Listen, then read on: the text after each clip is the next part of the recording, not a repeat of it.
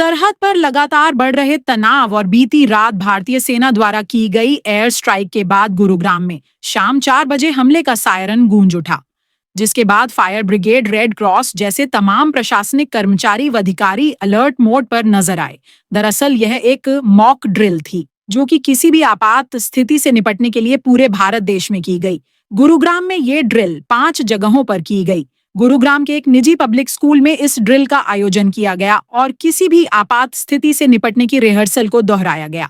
वहीं स्वास्थ्य विभाग, fire department, NCC, NSS, civil defence, red cross और एसडीआरएफ की टीमों के साथ आग लगने की स्थिति में घायलों को बचाने के लिए ड्रिल की। इस दौरान तमाम विभागों के अधिकारी आपस में समन्वय बिठाते नजर आए। युद्ध की स्थिति में अगर हमले के दौरान कोई घायल होता है तो उसे किस तरह से इलाज के लिए सुरक्षित तरीके से एम्बुलेंस अब अस्पताल तक पहुंचाया जाए, किस तरह उन्हें रिस्टोर किया जाए, इसको लेकर ड्रिल की गई। मौके पर मौजूद स्वास्थ्य विभाग के अधिकारी ने मीडिया से रूबरू होते हुए कहा कि देश में पाकिस्तान के साथ तनाव अपने चरम पर है, तो हमारे देश पर हमले की आशंका जताई जा रही है। ऐसे में अगर कहीं कोई हमला होता है तो किस प्रकार से लोगों को बचाया जाए, किस तरह से अस्पताल पहुंचाया जाए, इसको लेकर प्रैक्टिस की गई है। वहीं गुरुग्राम के डीसीपी करण गोयल ने भी मीडिया को जानकारी देते हुए कहा कि इस निजी स्कूल में सफलतापूर्वक एक मॉक ड्रिल का आयोजन किया गया। डीसीपी ने बताया कि आज शाम 7 बजे से लेकर 8 बजे तक ब्लैकआउट रहेगा। इसमें सभी को अपने अपने घरों की लाइट बंद रखनी है। वो जो गाड़ियां रास्ते में हों उन्हें धीमी लाइट पर या फिर बिल्कुल लो बीम पर गाड़ी चलानी है। तो ये पूरे गुड़गांव में 5 जगह पे ये ड्रिल हुई थी और ये एक नेशनल सिक्योरिटी पर्सपेक्टिव से ये काम किया गया है। और ऐसी ये पहले भी ड्रिल्स चलती रही हैं और आगे भी हम करते रहेंगे इस एफर्ट में। इसका मेन पर्पस ये होता है कि रिस्पांस टाइम देखना सभी डिपार्टमेंट्स का और आपसी समन्वय, कोऑर्डिनेशन उनका सभी डिपार्टमेंट्स का ठीक है या नहीं है। और एक कंट्रोल रूम स्थापित होता है, सभी लोग वहीं से जुड़े रहते हैं और डायरेक्शंस के हिसाब से सब काम करते रहते हैं।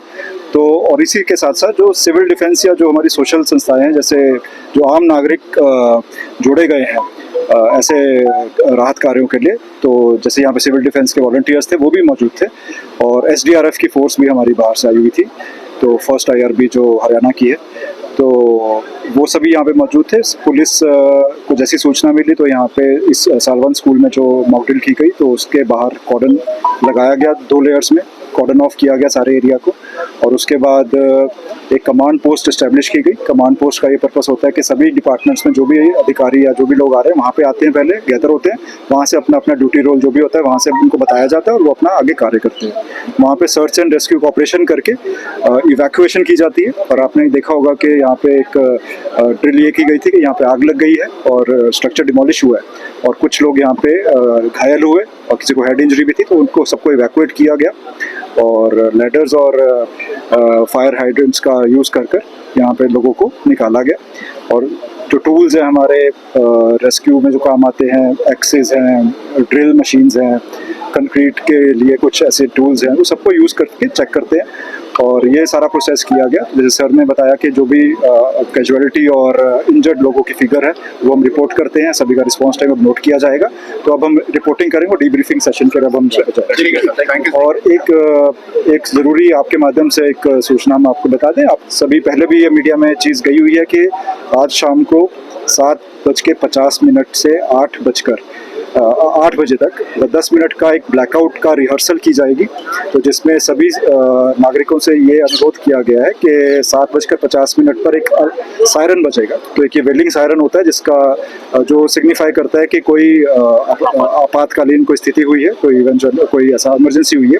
तो जैसे ही आप सायरन सुनते हैं तो सभी आप लोगों से गुजारिश है कि वो अपनी लाइट्स ऑफ कर दें और सभी लोग घर के अंदर सुरक्षित जगह पर शेल्टर ले लें, घर में चले जाएं और अपने डार्क कर्टन्स जो हैं वो ड्रॉ कर लें। मतलब कोई भी लाइट, इसका पर्पस ये होता है कि अगर आसमान में कोई जहाज है या कुछ है जो अटैक करने की कोई स्थिति है तो ऊपर से उसको आपकी लाइट ना दिखे किसी भी जगह पे। ऐसे ही जो लोग सड़कों पे जा रहे हैं तो उनसे भी ये गुजारिश है कि अपनी हाई बीम पर गाड़ी ना चलाएं, उसको लो बीम पर कर लें या डिम करके चलाएं गाड़ी को, स्लो कर लें, ताकि कोई भी ऊपर से अगर वाहन जा रहा कोई जहाज है तो उसको नीचे आपकी विजिबिलिटी ना हो लाइट की। ये हमारी जोन 4 की जो टीम थी जिसमें सालवन पब्लिक स्कूल को हमने चूज किया था, इसके लिए हमने जो मॉक ड्रिल करी है वो करिए कि अगर at the time of emergency कोई एयर स्ट्राइक हमारे यहाँ पे होती है तो उस केस में हमने क्या क्या करना है।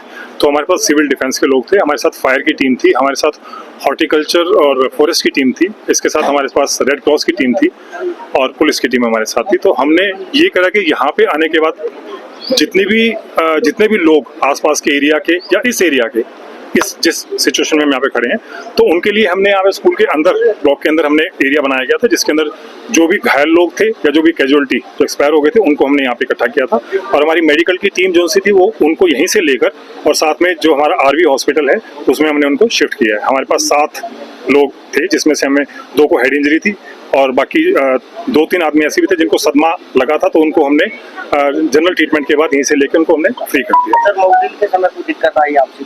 नहीं, मॉकड्रिल के उसमें कोई दिक्कत नहीं है। डीसी साहब ने और सरों ने बहुत अच्छे से पहले ब्रीफ किया हुआ था। सर भी हमारे साथ हैं, तो इन्होंने भी ऑलरेडी पहले पुलिस डिपार्टमेंट को सबको बड़े अच्छे से ब्रीफ किया हुआ था। इससे पहले हमारी जो सबकी गैदरिंग थी वो हमारी देवीलाल स्टेडियम में थी, जहाँ से हमने चला था। वहाँ पे हमको सबको सब कुछ ब्रीफ किया गया था किस डिपार्टमेंट की क्या क्या ड्यूटी है।